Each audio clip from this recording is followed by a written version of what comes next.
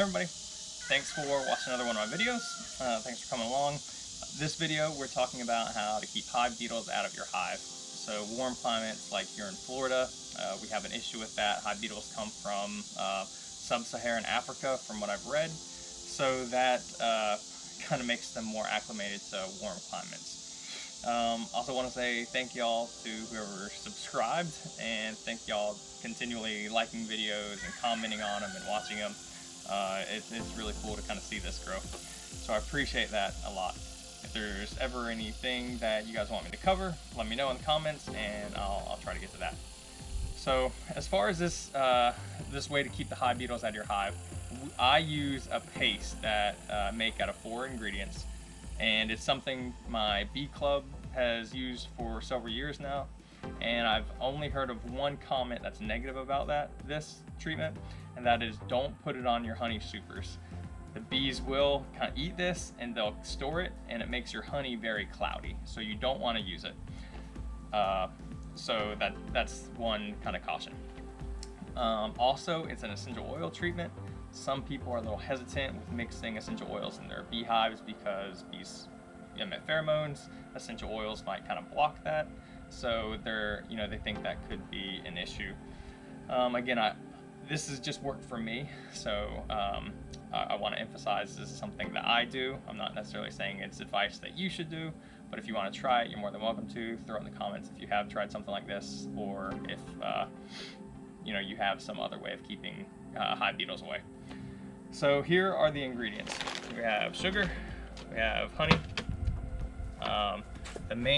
I'll go ahead and go with shortening. So I'm using a vegetable shortening. Some people prefer the lard, so that's another kind of thing. You can do either or. And the critical part of this is Wintergreen Essential Oil. Make sure it's essential oil, right? It's not just like wintergreen oil. I'm not sure how it's distilled differently, but I've heard that's a caution with this. This is the most pricey part of everything. So here in Florida, I got it at a fresh market grocery store, and I think this little half an ounce bottle was about $7. You can get it cheaper online. It kind of depends on the website and the brand. Brands always plays a role. So know that this is not an edible essential oil, so don't try the beetle grease after you're done or anything like that. Don't eat this. Alright, so I have the measurements written down, so I'm going to give them to you, or you're going to see how I measure them, and I know that's not like the metric measurements, but I'll try to put those in on the screen also.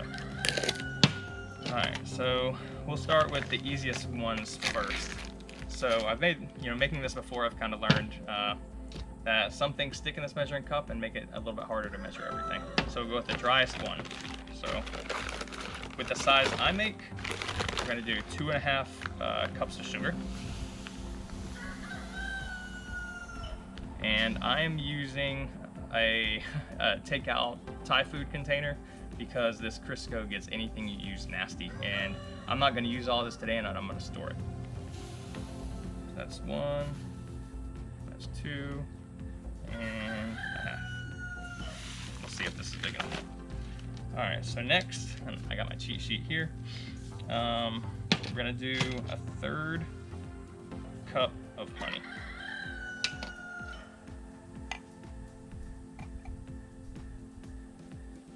Okay. Cover this. Bees are probably still going to be all over this. Alright, so I'm going to start scooping this out.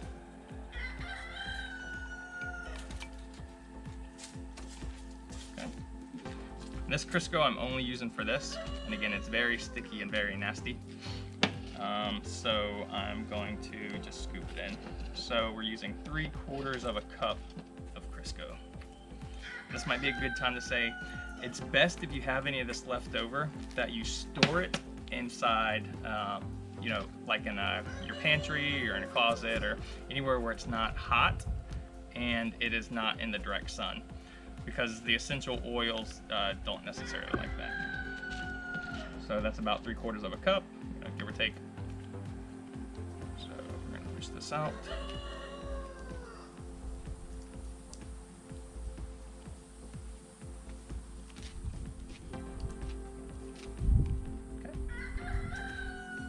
last step, our Wintergreen Essential Oil. So we want 1 tablespoon. Just gonna take this off. So tablespoon. And a 1/4 teaspoon. All right, and like I said, that's kind of the active ingredient in this whole conglomeration.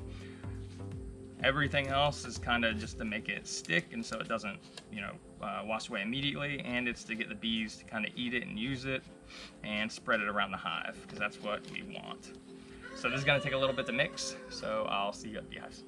All right, so my bee suit is in the washer, so I just have this guy on. So if you see me flinching, that's because they're stinging. I do have some gloves, but I'm always trying not to wear them. So that just means I work very slowly. So here is a Langstroth. I want to show you kind of the difference in how I put it in.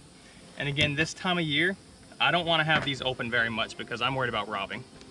So this one has a good population. When I put it on the Langstroths, I just take a little bit on the hive tool, smash it kind of in between the frames.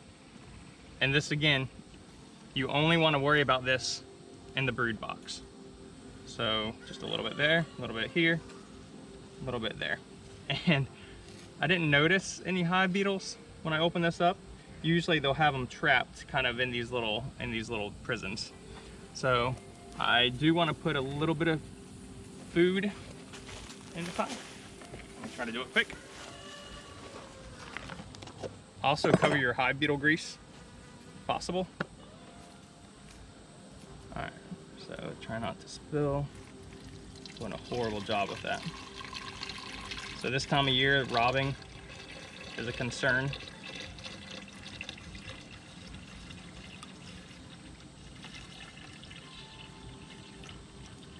There we go, that's plenty. All right, so that's all you gotta do. So I'm gonna cover that up. I'm gonna check it in another few weeks just to see if there's any issues with beetles, and we'll go from there. All right, now I wanna show you how I do the top bars.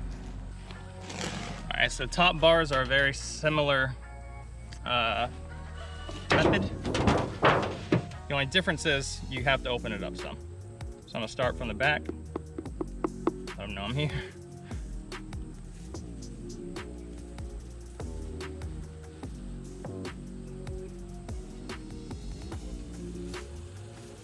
All right, so they're a little worked up.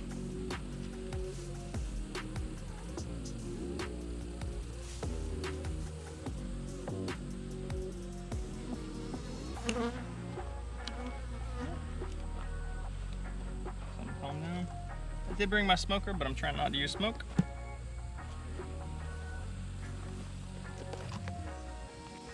Alright. So with the top bar, usually the brood area is up here. And again, that's kinda where we wanna, centralize this beetle grease. So, pull this open.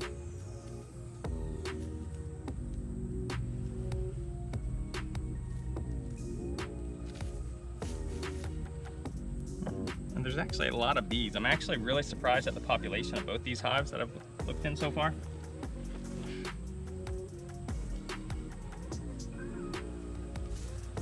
Because there's been so many bees.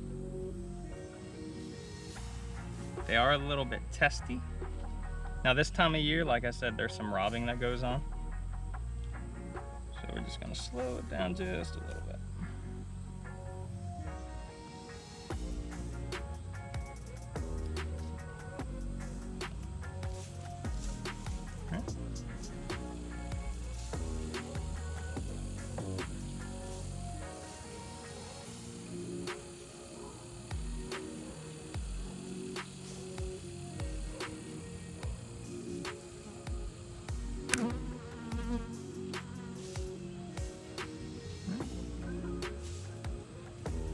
Good, just taking a little peek. All right, where I want to start with these is right on this top bar, right on the end of the brood. I'm just gonna smash it right down on the side. Now what it might do is it's gonna kind of run down the side, but again, you just want them to track through it and kind of drag it everywhere, eat it, and spread it around the hive. So that's a good first step, and I'll do that for under a couple of these.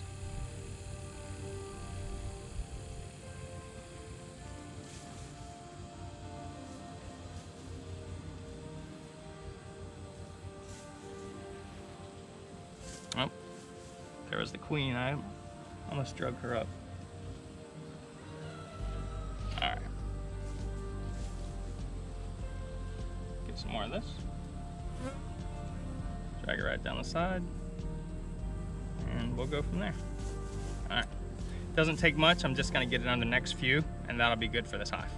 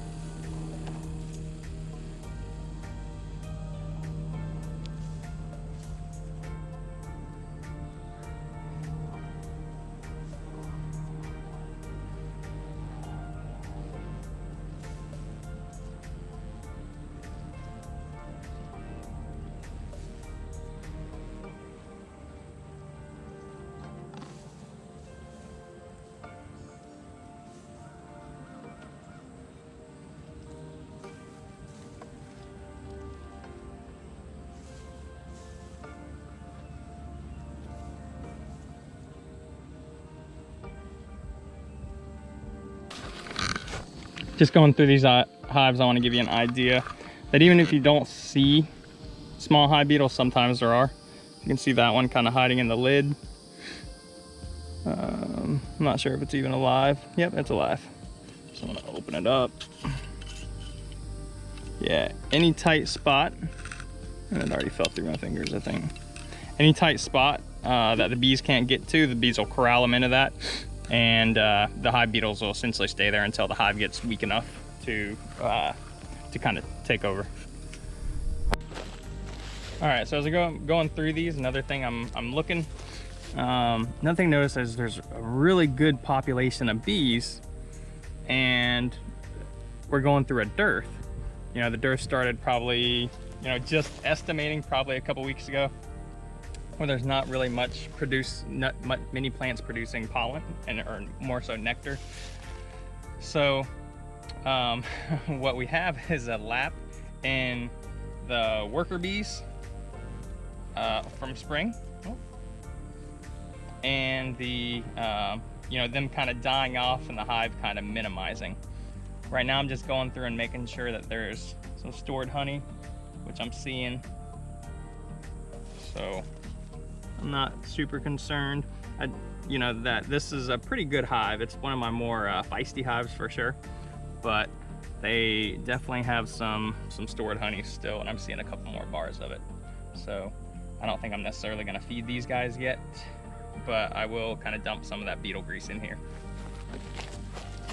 All right, last one I think I'm gonna show y'all. This is that cutout hive. Still got some population in it. I saw a queen a while back. We're gonna see how well they're doing.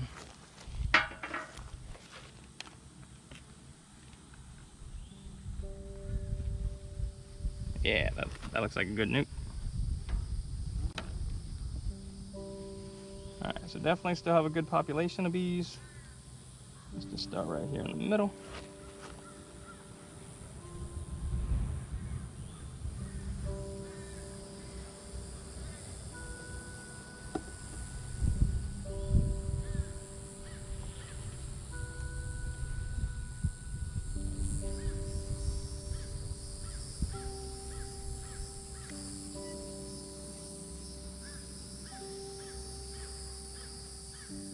You can see how they kind of chew through those rubber bands. They'll eventually throw those out of there. I don't want to impact the comb a lot, but they definitely reattached everything. They did a really good job.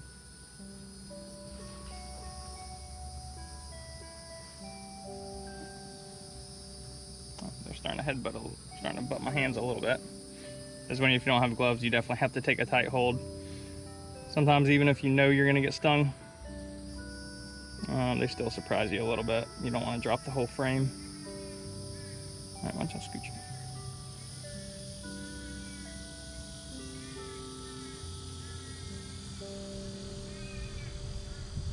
All right, that's good. That's what we want to see.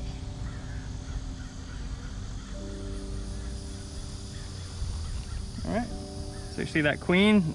Obviously, it has been doing some egg laying, got some brood going. Got a decent amount. So.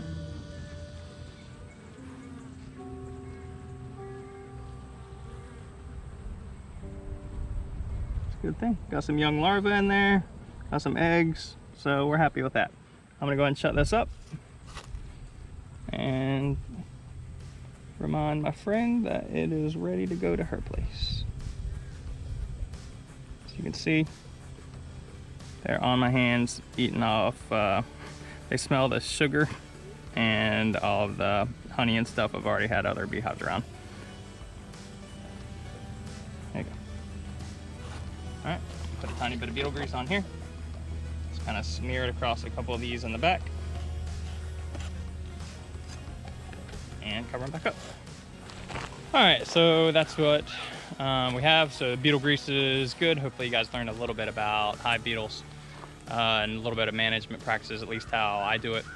If y'all use that grease, let me know. Hopefully it works out for y'all. I've heard a lot of good reviews, so good luck with it. If you can see, we got still a really good population of bees on these hives, even for us kind of hitting through a dearth. Just saw some pollen going in that one. Like I said, just an overall good population.